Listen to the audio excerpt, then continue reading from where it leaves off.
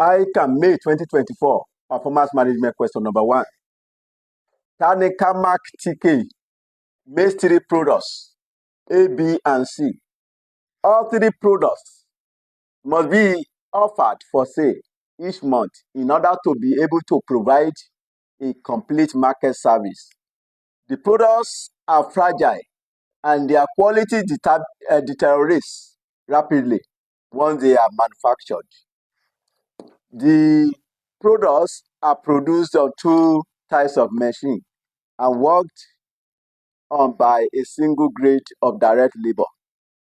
5 direct employees are paid 80 naira per hour for a guaranteed minimum of 160 hours each per month. All of the products are first molded on a machine type 1 and then finished and sealed on a machine type 2. The machine hours requirements for each of the products are as follows. Product A, product B, product C. We have hour per unit for each of the products. Machine type 1, 1.5, 4.5, and 3.0. Machine type 2, 1.0, 2.5, and 2.0. The capacity of the available machines type 1 and 2 are 600 hours and 500 hours per month, respectively. Details of the selling prices, unit cost, and monthly demand for the 3 products are as follows. Product A, product B, and product C. Amount is in naira per unit for each of the products. Selling price 910, 1,740, 1,400. Component cost 220, 190, and 160. Other direct material cost 230, 110, and 140. Direct labor cost at 80 naira per hour, 60, 480, and 360. Overheads 240, 620, and 520. Profit 160, 340, and 220. Maximum monthly demand in units 120, 70, and 60. Although TK uses marginal costing and contribution analysis as the basis for its decision-making activities, profits are reported in the monthly management accounts using the absorption costing basis. Finished goods inventories are valued in the monthly management accounts at full absorption cost required. A. Calculate the machine utilization rate for each machine each month and explain which of the machines is the bottleneck or limiting factor. B. Using the current system of marginal and contribution analysis, calculate the profit maximizing monthly output of the 3 products. C.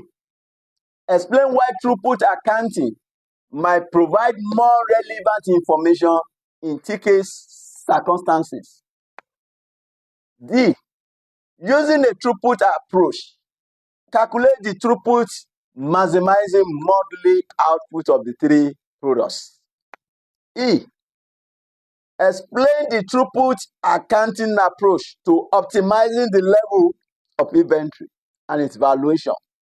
Contrast this approach to the current system employed by TK. F. Explain the importance of identifying scarce resources when preparing budgets and the use of linear programming to determine the optimum use of resources. Now, let's have the solution to this question. Solution. Requirement A. You are to calculate the machine utilization rate for each machine each month and explain which of the machines is the bottleneck or limiting factor.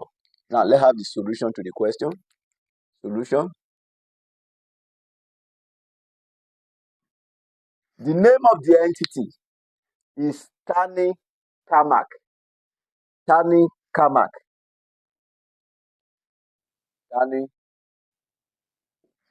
CAMAC, TK. So, based on the requirement A, you are to calculate the machine utilization rate. Calculation of the machine utilization rate. Utilization rate for each machine per month.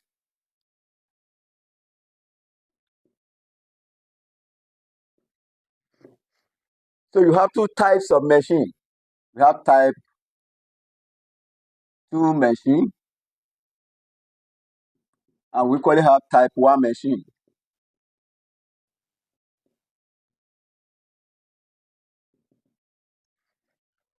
So if you go back to the question, you have the three products: product A, B, and C.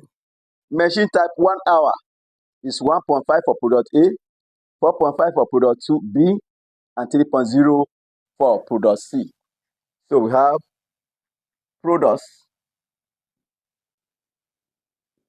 A, B, and C. Machine type 1 hours required is 1.5 for A, 4.5 for B, and 3.0 for product C. For machine type 2, we have 1.0 for product A, 2.5 for B, and 2.0 for C. Machine type 2, 1.0. Then for B, we have 2.5. For C, we have 2.0. So when you multiply the machine hours required per unit by the maximum demand for each product, then you will get the machine hours required for each of the products. Now, back to the question. We have maximum monthly demand, 120, 70, and 60. So we have 120 for product A, 70 for product B, and 60 for product C. The same thing applicable to the machine type 2 times 120 times 70 times 60. Now, let's calculate for machine type 1. We have 1.5 times 120. So we have 180 hours. 180 hour for product A. B, 4.5 times 70. 4.5 times 70. That gives us 315. 315 hours. Then 3.0 times 60. That will give us 180 hour. If you add it,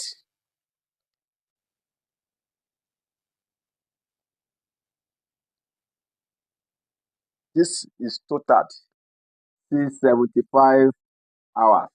That is machine hours required. Machine hours required. So for type 1, we have 675. Type 2 now, 1.0 times 120, that will be 120 hours. 2.5 times 70.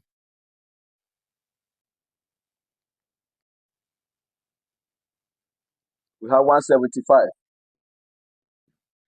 2 times 160, 2 times 60, that is 120. By the time you sum up that, 175 plus 120 plus 120. So you have 415. So the machine hours required for machine type 1 is 675 hours. And for machine type 2, we have 415 hours. How much is available? Available machine hours.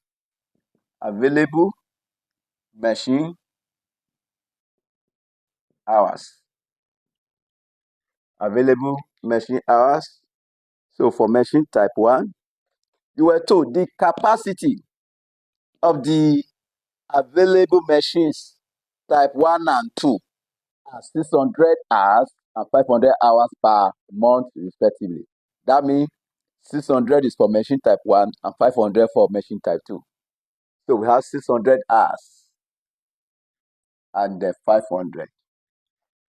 Now, if you look at what is required for machine type 1, 675 is required to achieve the demand, and you only have 600 available. So this 600 will not be sufficient to produce the maximum number of units of the product demanded. Therefore, this is limited. It's a limiting factor. But you have sufficient type 2 machine. So you have sufficient. So it's not a limiting factor. But based on the requirement, you have to calculate the machine utilization rate. Machine utilization rate. Let's calculate that in percentage. So machine type 1. What is required is 675, and the available is 600 times 100. You want to quantify it in percentage. 675 divided by 600, that gives us 675 divided by 600 times 100. We have 112.5%. 112.5%. That is for machine type 1. Machine type 2 now. Machine type 2. What is required is 415, and the available is 500. So we have 415 over 500 times 100 over 1. So 415 divided by 500 times 100. That gives us 83%. So, since machine type 1 utilization rate is greater than 100% and is the highest, therefore machine type 1 is the limiting factor or the bottleneck. So, since machine type 1 utilization rate is the highest and it is greater than 100%. Therefore, machine type 1 is the bottleneck or the limiting factor. That is the solution to the A part of the question. Back to the B part, the requirement B. Using the current system of marginal and contribution analysis, calculate the profit maximizing monthly output of the 3 products. I've told you that to solve problem involving a single limiting factor, the first step is to identify the limiting factor. Based on the information provided, we've calculated in the requirement A, we've identified the machine type 1 as the limiting factor. So now the second step is to calculate the contribution margin. Step 2. This is for the purpose of requirement B. Calculation of contribution per unit of each product. So, in my earlier video, I've explained this. And even if you watch the solution to number 7 of this same diet, May 2024, I took the time to explain the steps for solving problems involving a single limiting factor. So you can go back to that video and watch it, or you watch my earlier videos on the topic. So now we have three products. A, B, and C. To calculate the unit contribution, you have the selling price. Back to the question. How much is the selling price? Selling price for A, 910, B, 1,740, C, 1,400. So selling price A, 910, B, 1,740, C, 1,400. From this, you subtract the variable cost. Back to the question. The variable cost include component cost, 220, 190, and 160. So 220, you subtract variable cost, 190, and 160. And this is the component cost.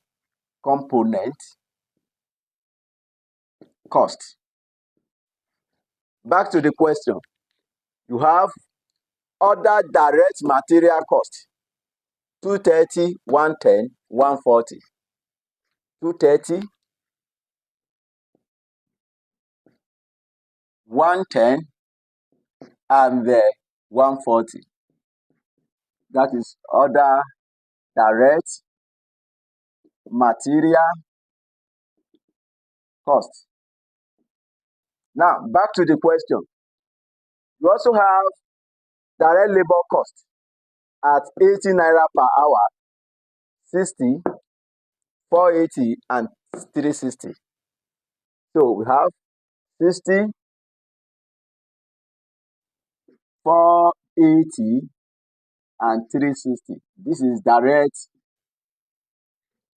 labor.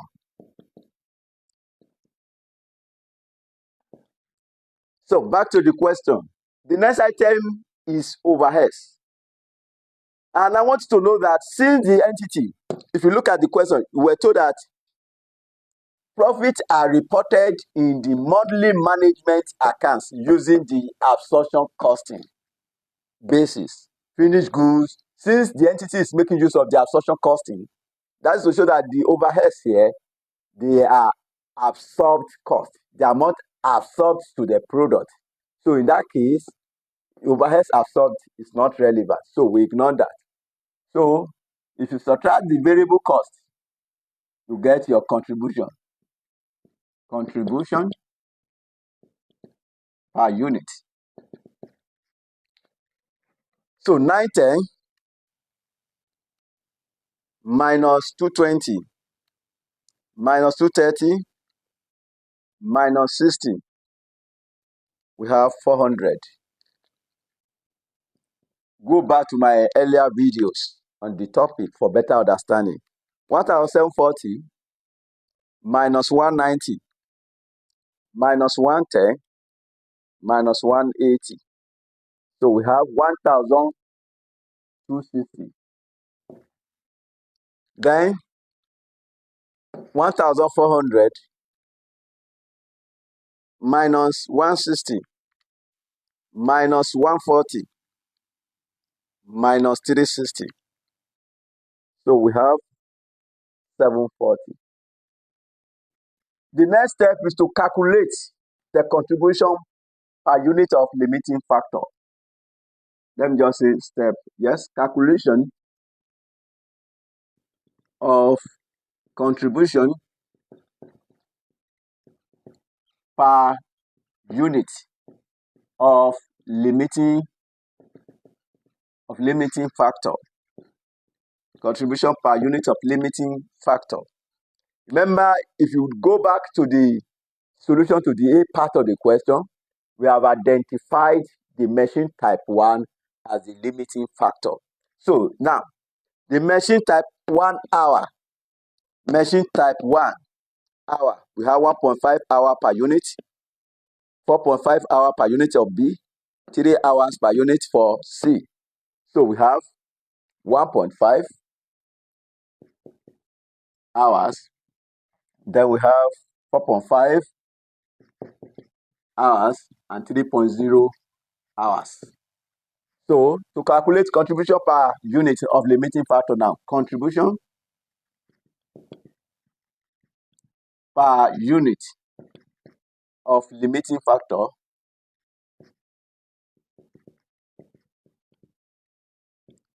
so you divide this 400 divided by 1.5 hours, then this will be 1260 divided by 4.5 hours. Then this will be 740 divided by 3.0 hours. So this will be 400 divided by 1.5. That gives us 266.67 naira per machine hour. Then this will be 1260 divided by 4.5. That gives us 280 naira per machine hour. This will be 740 divided by 3. That gives us 246 naira 0.67 per machine hour. So now we've calculated the contribution per unit of limiting factor. The next step is to rank it. They have ranking. This will take the first position because it's the highest. It's greater than the other two variables. This will take the second position because it's the next highest to it, while this will take the third position. Now, after this, the next thing is priority allocation. Let me have allocation table. For better understanding, go and watch my earlier video. So now the available, the limiting factor is machine type 1 hour. And the available machine type 1 hour is 600 hours. So we have machine type 1 hour available, which is 600 hours. The first ranked product is product A. Product A is the first ranked product. So we have to product A. And the maximum units of product A demanded is 120 units. So we have 120 units. And how many machine type 1 hours is required to achieve a unit of product A? We have 1.5 hours times 1.5 hours. 120 times 1.5, that gives us 180 hours. Since you still have sufficient hours to produce product A, then that means you'll be able to achieve 120 units of product A. So the production plan, you will produce 120 units of product A. Then the remaining hours available, so we have balance. 600 minus 180. You'll be left with 420 machine type 1 hours available as the balance. Then the product that is ranked second is product C. So we have to product C. And how many units of product C were demanded? We have 60. We have 60 units times how many machine type 1 hour is required for a unit of product C? We have 3 hours times 3 hours. So that will give us 180 as well. Since you still have enough machine hours to produce this, then that means you will still be able to achieve 60 units of that product. Then if you subtract 180 from 420, then you'll be left with 240 as the balance. Balance 240. Then the product that is ranked third to product B. Product B is ranked third. How many units? Now, you now give the remaining 240 hours to product B. Then you now be left with N as the balance. But ordinarily, the number of units of product B demanded is 70 units. The number of units is 70 units. 70 units were demanded times how many machine type 1 hours is required for a unit. You have 4.5 hours. 70 times 4.5. 70 times 4.5. So we have 315 hours. So you will need 315 hours to produce product B. And you are only left with 240 available. So this 240 will not be sufficient to achieve 70 units of product B. Therefore, how many units will you be able to produce with 240? You have 240 hours divided by how many hours is required for a unit? 4.5 divided by 4.5. So 240 divided by 4.5.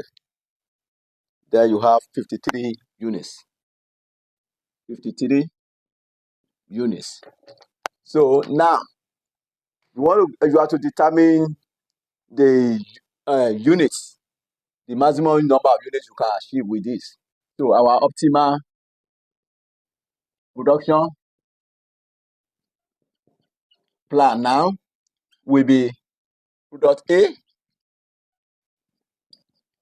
How many units? We will produce 120 units. 120 units of product A. Product B. Product B. How many units? You produce 53 units of product B. Then product C. How many units will you produce? Product C. You produce 60 units of product C to maximize profit. That is the solution to the B part of the question. Now back to the question C, or requirement C. Explain why throughput accounting might provide more relevant information in TK circumstances. In TK circumstances.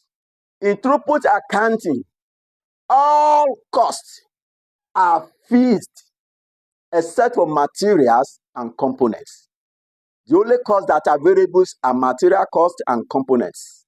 Apart from these two costs, all other costs are fixed. In TK circumstance, it is clear that labor cost, which is treated as a variable cost in traditional marginal costing, is obviously a fixed cost. I will demonstrate this for you. Employees are paid for a guarantee of, remember, if you go back to the question, you were told 5 direct employees are paid 18 naira per hour for a guaranteed minimum of 160 hours each per month. So employees are paid for a guarantee of 160 hours times 5. 160 times 5. That gives us 800 hours. Employees are paid for a guarantee of 800 hours each month. Using a throughput approach, calculate the throughput maximizing monthly output of the 3 products. The same approach used for solving single limiting factor will equally be applied here. Only that throughput contribution will be used, unlike the first approach where we use the marginal costing. Remember the throughput contribution, the only variable cost is material cost and the component cost. Therefore, You have identified the limiting factor earlier, which is type 1 machine hour. So calculation of throughput. Calculation of throughput. I don't need to identify the limiting factor again, since our limiting factor is type 1 machine. So we have C, product A, B, and C products.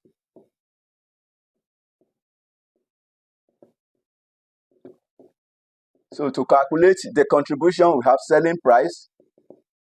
Selling price for product A. Our selling price, we have 910, B 1,740, C 1,400. A 910, B 1,740, C 1,400. From the selling price, we subtract the variable cost. And we said the only variable costs are component cost and direct material cost. The reason component cost is also a material. That is why you have component cost, then you have other materials, other direct materials. The two are still material costs. So component cost, 220, 190, 160. 220, 190, and then 160. That is component cost. Component cost. Yes, we have other direct materials. So direct materials, we have 230, 110, and 140. 230, 110, and 140. So we said labor and overheads, we said they are fixed cost. Therefore, what will that be the throughput? That is the throughput contribution. So our throughput. So we have 910 minus 220 minus 230. So we have 460. Then 1,740 minus 190 minus 110. So we have 1,440. Then we have 1,400 minus 160 minus 140. So 1,100.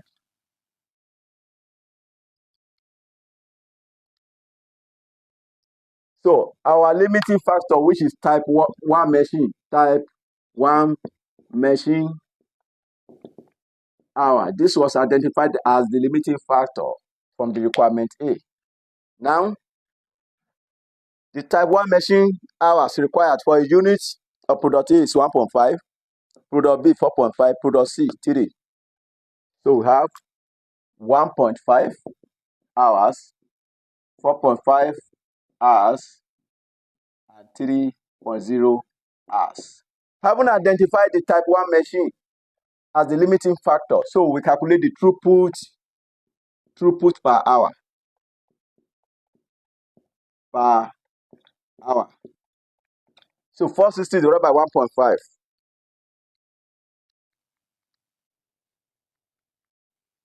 So we have 306.67. Then 1,440.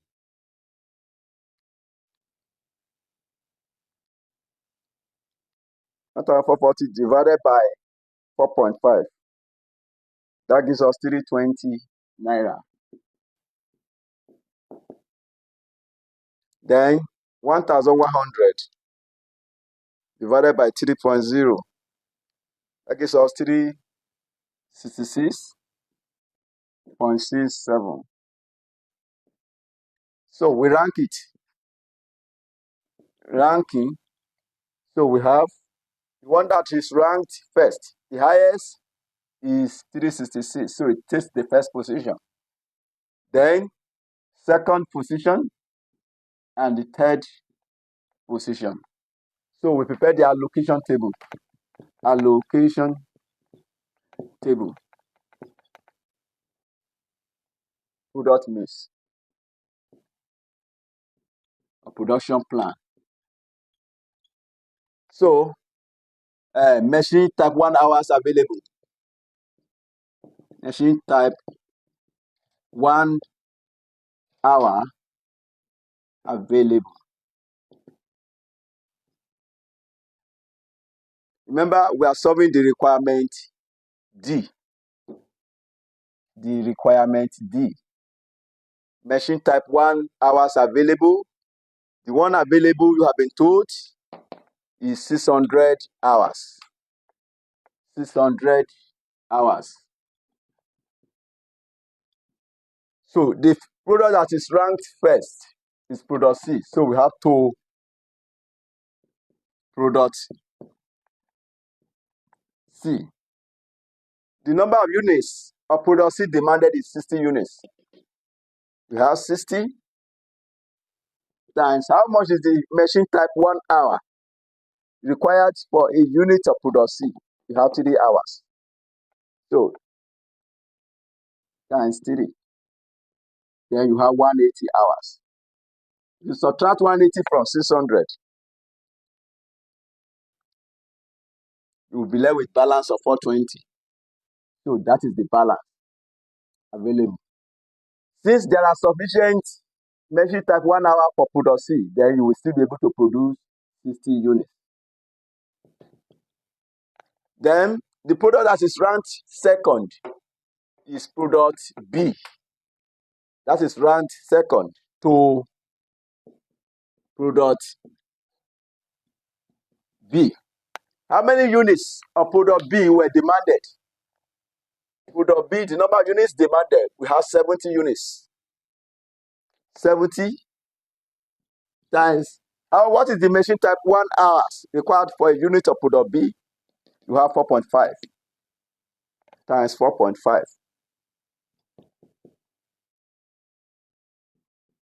70 times 4.5, you have 315 hours. There are still sufficient type 1 machines for this product B, so you will still produce 70 units of it.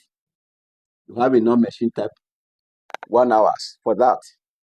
Then balance. So subtract 315 from 420. So we have 105. Then to product,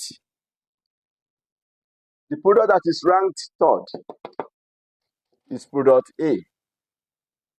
Product A to product A. So you give the remaining 105 hours available to product A.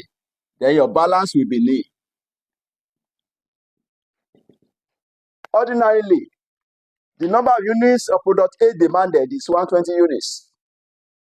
If you have 120 units times how many hours? How many machine type 1 hour is required for a unit of product A? You have 1.5 hours. 120 times 1.5.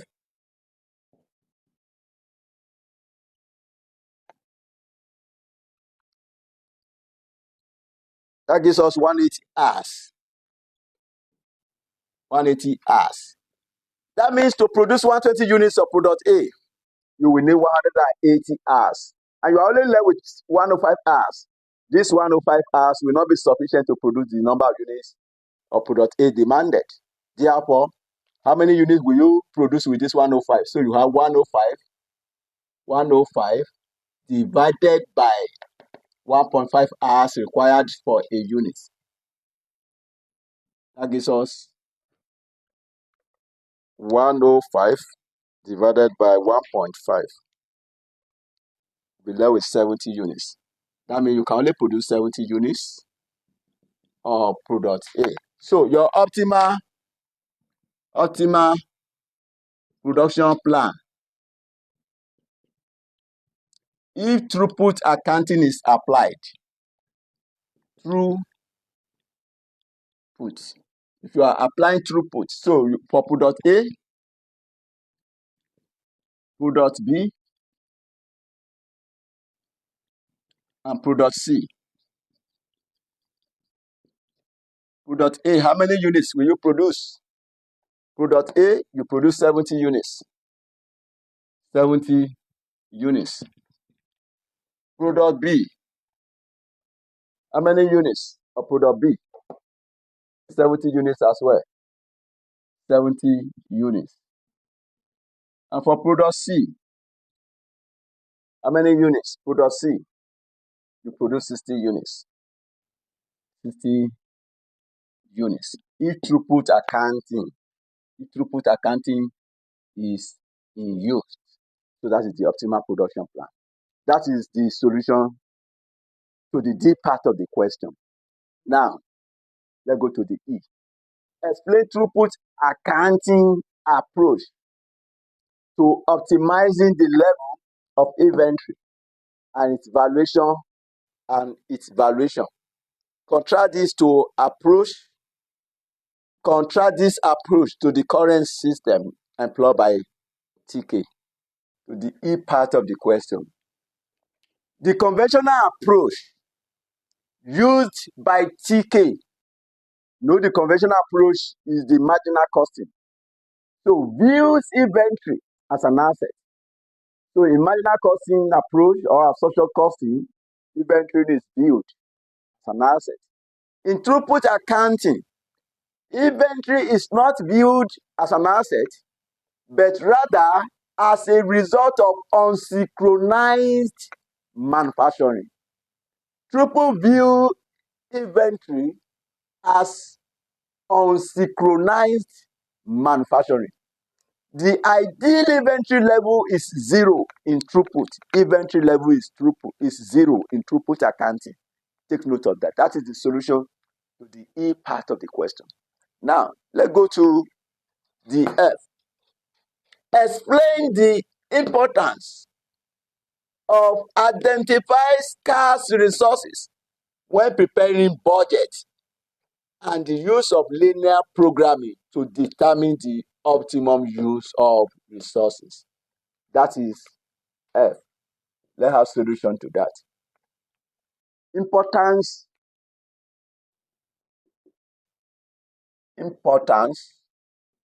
of identifying scarce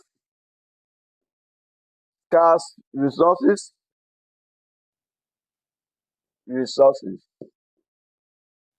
Importance of identifying scarce resources when preparing budget. When preparing budget. So, scarce resources restrict the level at which an organization can operate. It hinders, it limited the level at which an organization can operate. Scarce resources could be any of these. It could be a shortage of materials, limited demand, inadequate skilled labor, limited labor hours, limited machine hours. Any of these could be a scarce resources. If an organization produces just one product, the budget for the scarce resources is usually the starting point of budget preparation. Note, limiting factor analysis must be used to determine the most profitable product where the organization produces 2 or more products with only one resources constraint. You make use of limiting factor where the organization produces 2 or more products with only one resources constraint. 3, linear programming is used where the constraint is more than one, where the entity is facing more than one constraint, and it produces 2 or more products with more than one resources constraint, then you make use of linear programming. Linear programming is a mathematical modeling approach used in allocating the limited resources among the various competing product lines under multiple constraints. Neither before you can apply the linear programming, the constraints must be more than one. And it can be solved either by graphical method or simplex method. Linear programming is used in allocating the limited resources among various competing product lines under multiple constraints. I've told you that where you have only two constraints, that problem can be solved using graphical method. But where you have more than two variables, where you have only two variables, you can use graphical method. But where the variables are involved are more than two, then you cannot use graphical method. You can only use the simplex method. This marks the end of the solution to this question. Please drop the love emoji. Share the video with others. Like it as well. Thanks for watching Ezikan.